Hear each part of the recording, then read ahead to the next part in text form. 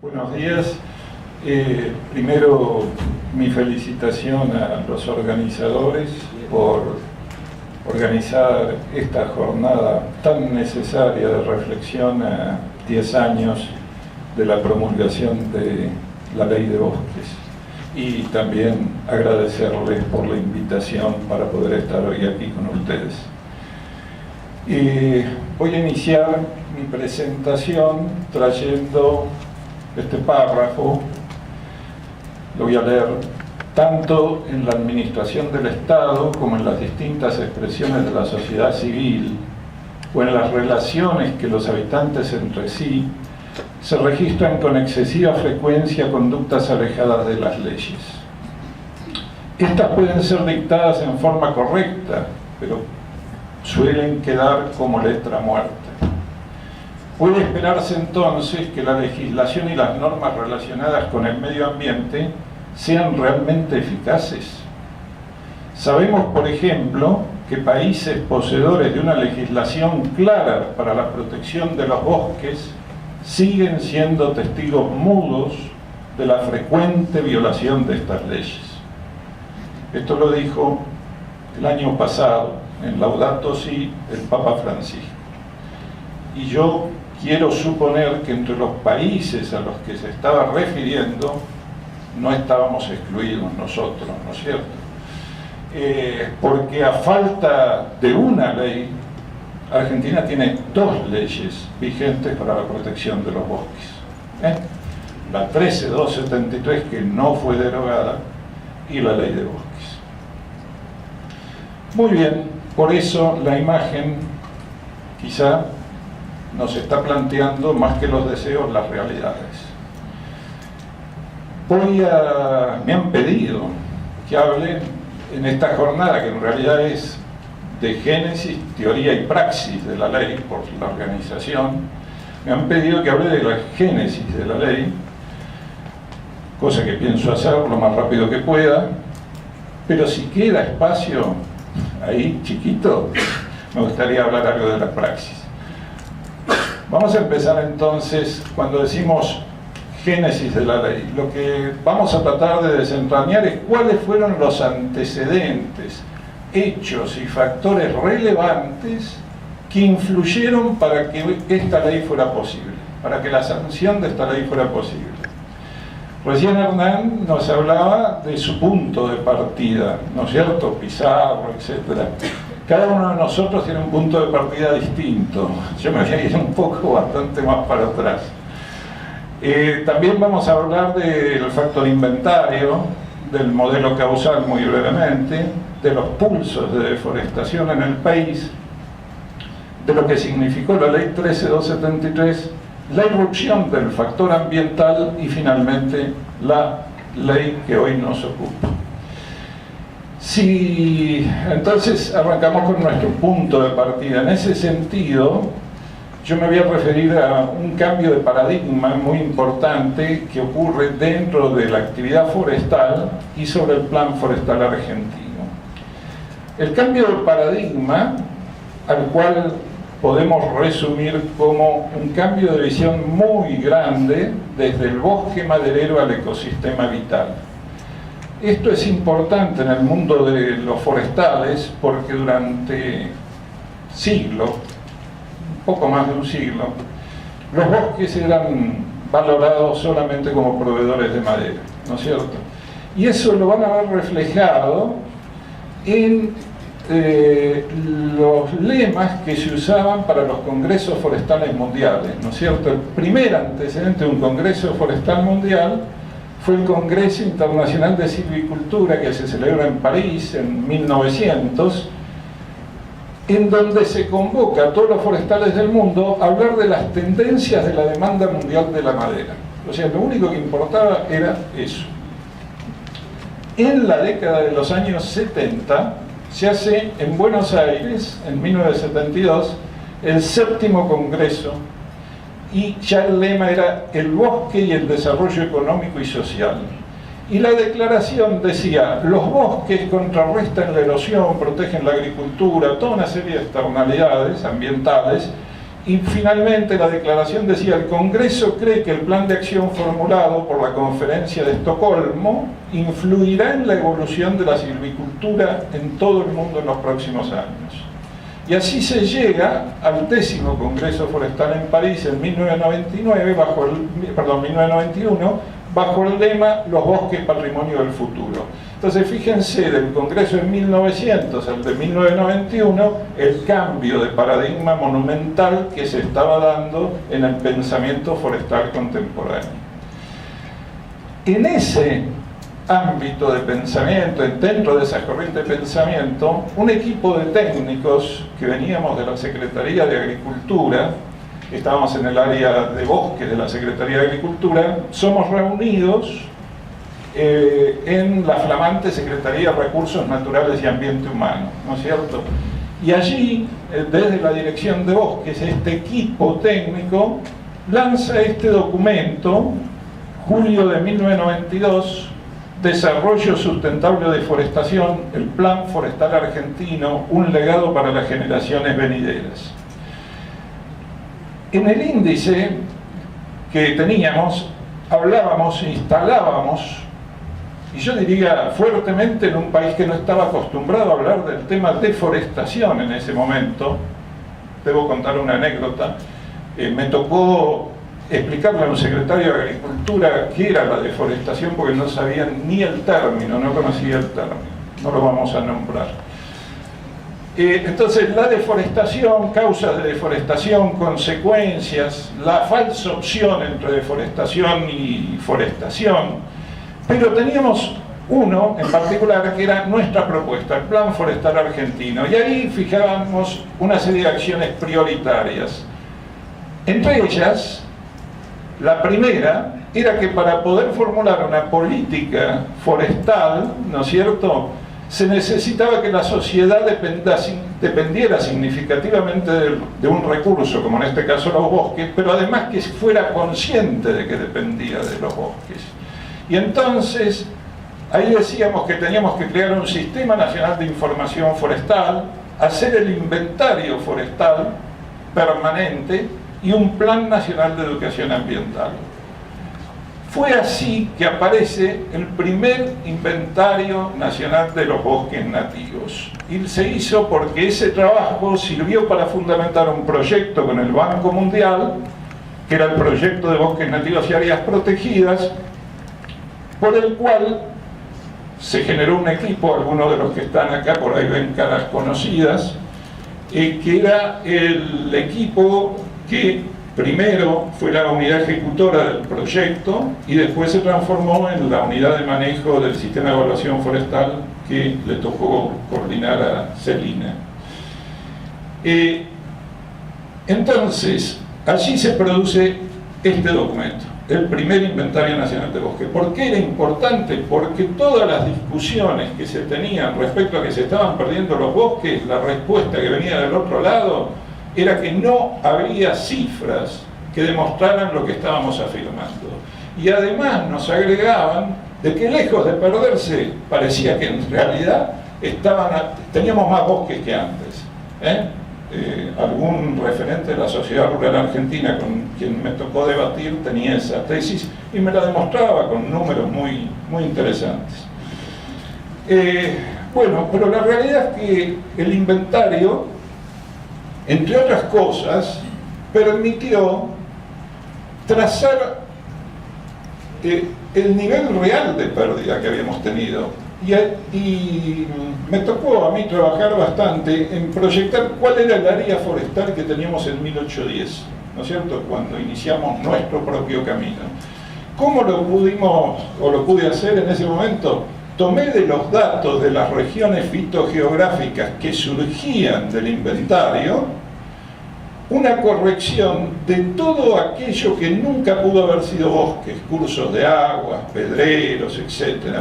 Hecha esa corrección, el área de bosques que cubría la Argentina hacia 1810 era nada más ni nada menos que la mitad de la superficie continental de nuestro país, 140 millones de hectáreas. Cuando tuvimos los resultados del inventario 97-98, habíamos visto que teníamos ahora 31 millones. O sea, que en ese periodo 65 millones de hectáreas fueron degradadas, 44 millones se convirtieron a otros usos del suelo, nos quedaba el 22% del área original y la cobertura forestal se había reducido al 11.3%. O sea, que nos habíamos transformado en un país con baja cubierta forestal según la clasificación de la FAO, con todo lo que ello significa. Habíamos caído del 50% al 11 o 10%. ¿Cuál era el modelo causal? Primero, lo que tenemos que decir que siempre el modelo causal detrás de la deforestación, la característica es la complejidad, la enorme complejidad. Ustedes tienen ahí, ya ni nos vamos a meter, pero cualquier modelo es enormemente complejo y no responde ni a las leyes del mercado ni a las regulaciones de los gobiernos, ni en Argentina ni en ningún país en desarrollo. Con ninguna de las dos formas se logra resolver el tema, se lograba resolver el tema. El modelo causal ya fue muy bien expuesto en el video y en algunas referencias, pero si se parte de un bosque casi primario, lo primero que hay es una corta selectiva, se saca lo que tiene valor, maderero, queda un bosque empobrecido, normalmente entra la ganadería, sigue el proceso de degradación, luego ya viene el cambio final, o muchas veces directamente, como se ha dicho también, se opta por la quema y la conversión total del área en agricultura y la pérdida definitiva.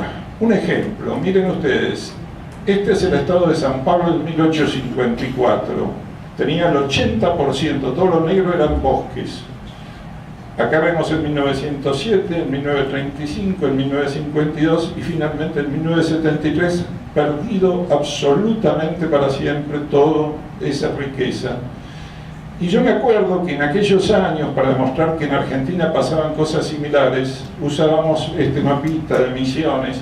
No teníamos la distribución de los bosques en ese momento, pero sí la proporción de cobertura. Entonces, decíamos que en el 14 teníamos el 87% de cobertura, luego se iba reduciendo al 74%, en el 77 el 40%, en el 83 quedaba solo el 37%.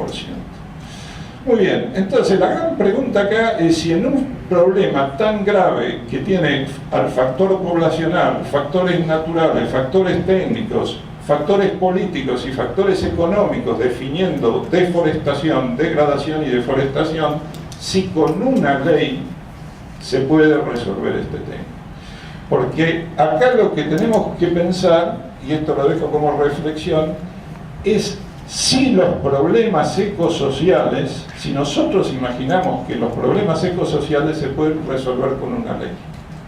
Si los problemas ecosociales no requieren salir de una cultura y de una superideología productivista que hace posible que todos estos problemas ecosociales emerjan.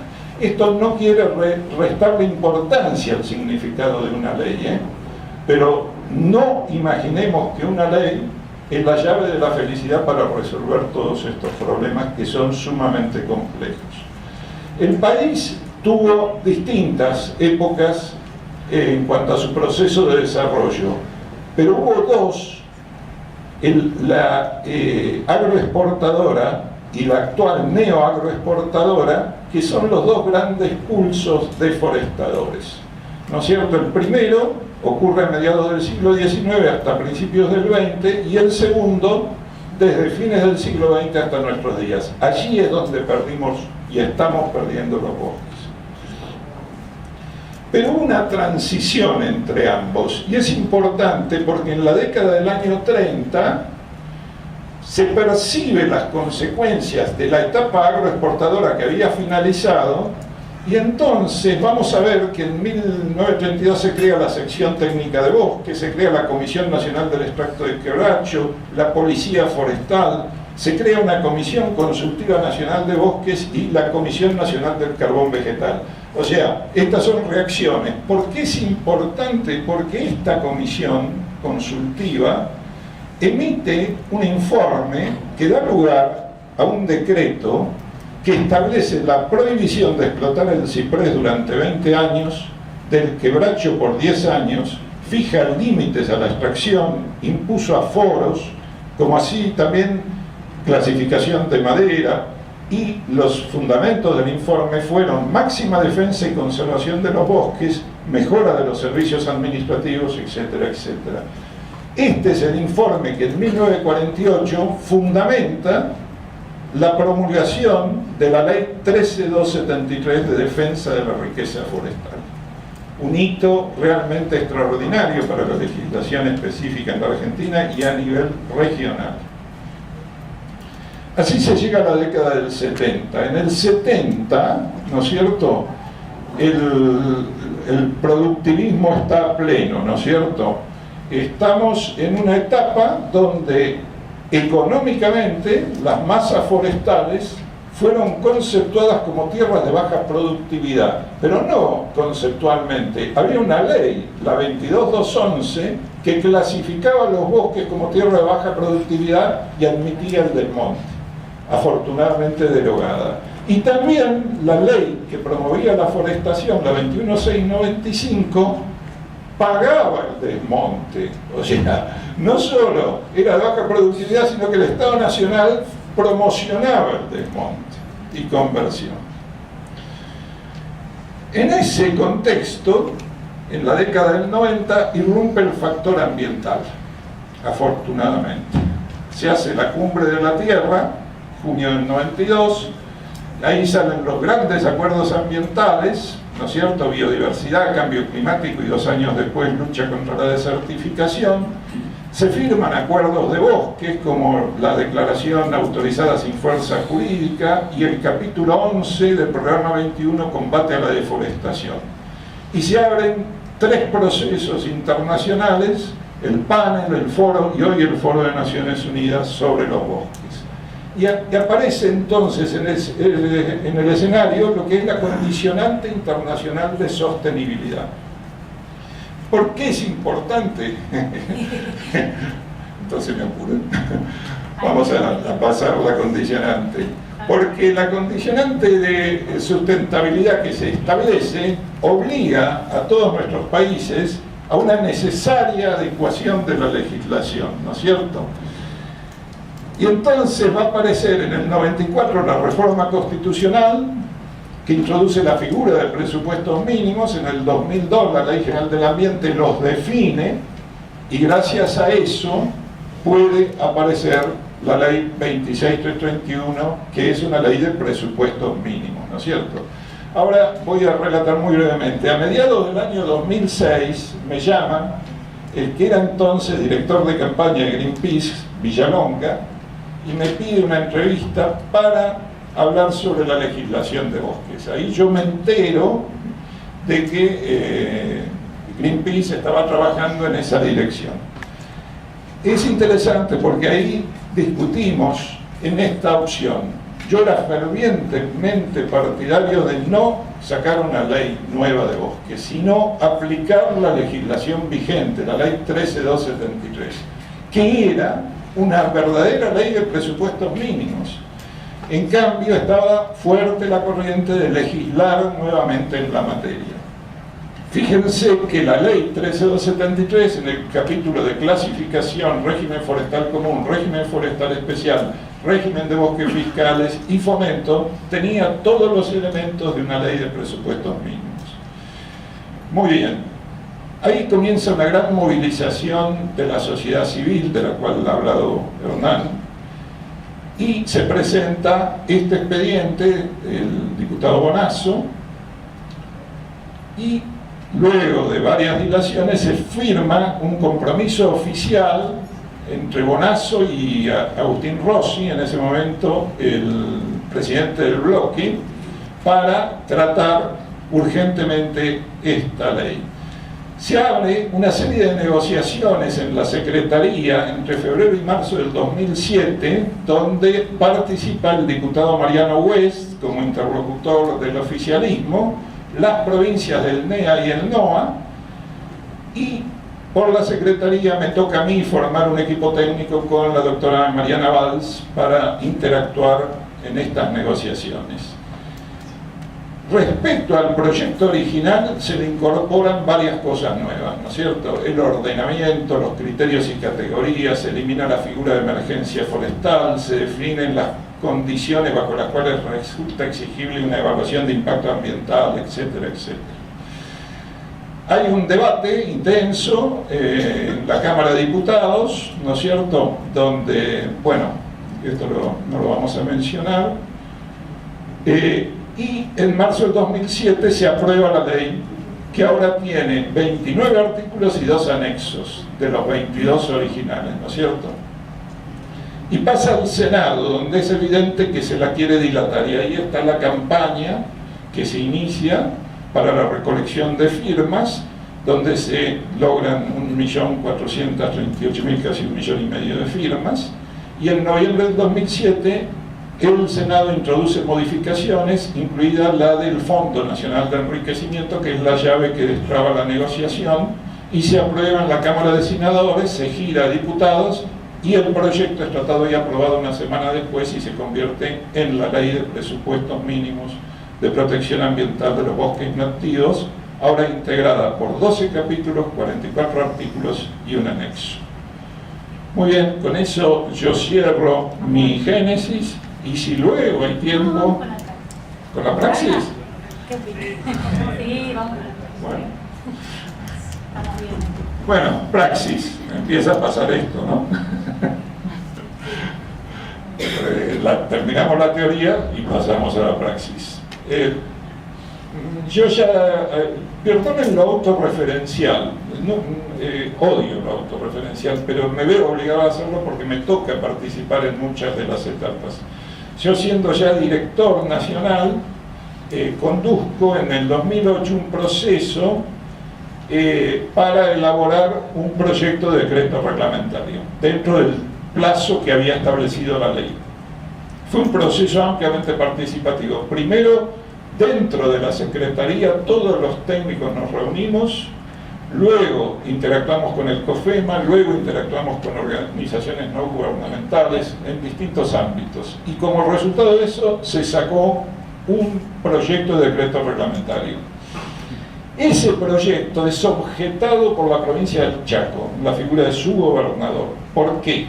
Porque en uno de los anexos, el sistema de cálculo del reparto del fondo era bastante complejo y se requería tener cifras de partidas de los bosques que tenía cada provincia para hacer el cálculo. Entonces, ¿cuál era el problema? Que si no todas las provincias ordenaban su bosque y nos informaban sus datos, no podíamos hacer que el sistema funcione. Entonces se dijo: partimos de los datos del Inventario Forestal Nacional y en la medida que cada provincia hace su ordenamiento, lo aprueba por ley, las incorporamos y corregimos. Chaco objeta esa metodología y dice que no admite que figure en ese anexo el área forestal que decía el inventario que existía en el Chaco. Y entonces se toma la decisión de cajonear el expediente. El expediente queda inmovilizado en ese momento. En el interín se produce la salida de la doctora Piccolotti, ingresa el doctor Romero Biglioni, ¿no es cierto?, y reglamenta mediante un decreto, el 91, la ley 26.331. Deja de lado todo ese gran expediente importante y en forma unilateral reglamenta la ley, ¿no es cierto? Entonces, Greenpeace en ese momento nos avisa que la ley de bosques es una victoria de la gente y se refiere a que se logró reglamentar gracias a la movilización de la gente, lo cual yo comparto, pero en realidad el reglamento que se había aprobado no era para festejar. Esta es mi opinión. Muy bien. Ese decreto no contemplaba mecanismos de participación para representantes de la sociedad civil, sectores empresariales, gremiales y académicos, no establecía contenidos mínimos para los diferentes planes involucrados, otorgaba un confuso tratamiento a los bosques de jurisdicción nacional que se encontraban en el ámbito de otras jurisdicciones, y definía en forma técnicamente incorrecta dos términos clave: restauración y conservación, nada más ni nada menos. ¿Por qué? Porque decía que la restauración era el proceso planificado de recuperar la estructura de la masa, y conservación era el tendiente a mantener y recuperar la estructura original. Válgame, los que estamos en el tema sabemos que estructura es un concepto fisionómico, o sea, no es ecosistémico. Uno puede tener una misma, diferentes estructuras, pero no va a tener el mismo ecosistema, ¿no es cierto? Entonces, tenía una serie de vicios que yo no me puedo detener aquí. Y toma dos decisiones. Primero, decide aplicarlo en forma progresiva a la ley, cuando en la ley no figura esto. O sea, el funcionario no tiene un poder discrecional para aplicar progresivamente una ley que no tiene esos plazos establecidos en el texto de la ley. Y se genera un sistema de fomento paralelo establecido por la resolución 256, pero financiado con recursos de la ley. Sí, entonces estábamos en serios problemas en ese momento. Había un manejo de fondos que fue aprobado por el COFEMA, que entre sus temas objetables tenía, lo que fue para mí una sorpresa, que se le otorgaban subsidios a las zonas verdes. O sea, eso no está en el espíritu de la ley, nunca estuvo, ni en la fórmula de cálculo, porque el subsidio y el fondo estaba orientado a las zonas rojas y amarillas, pero jamás a las zonas verdes donde no hay seguridad jurídica de la permanencia del bosque. Y hubo provincias que zonificaron todos sus bosques verdes y recibieron fondos. Formosa, una sola, ¿no es cierto? Muy bien. A todo esto se le sumaba un déficit monumental, nada más ni nada menos que hasta el año 2014 teníamos 12.710 millones de déficit, entre lo que la ley establecía que debía recibir el fondo y lo que realmente otorgaban los presupuestos. Y había un balance preocupante. Fíjense ustedes, ahí tienen las pérdidas anuales del núcleo forestal nativo de Argentina, del 98 al 2002, luego del 2002 al 2006 aumenta, del 2006 hasta la ley sigue aumentando, empieza a bajar hasta el 2011, y entre el 2011 y el 2013 baja aún más. Pero el problema es que esos valores que estaban mucho antes de la ley, ahora eran superiores. O sea, teníamos tasas de deforestación anual bajando, pero todavía superiores a las que había antes de que la ley estuviera en funcionamiento. Entonces la pregunta es, ¿fracasó el marco legal? Cuando decimos que el derecho no está funcionando para conservar los bosques, lo que estamos diciendo es que el Estado ahí no está funcionando, no la ley. No hay voluntad política de aplicar, eso es lo que pasa, ¿no es cierto? Entonces, si las instituciones y el Estado no toman la iniciativa de gestionar a los recursos naturales y el ambiente, es obvio que la degradación va a seguir avanzando. Y la inacción institucional del Estado conduce a que la suerte de la base de recursos quede liberada en los delitos ambientales, y dentro de ellos muy especialmente los que están dirigidos a violar la ley 26331.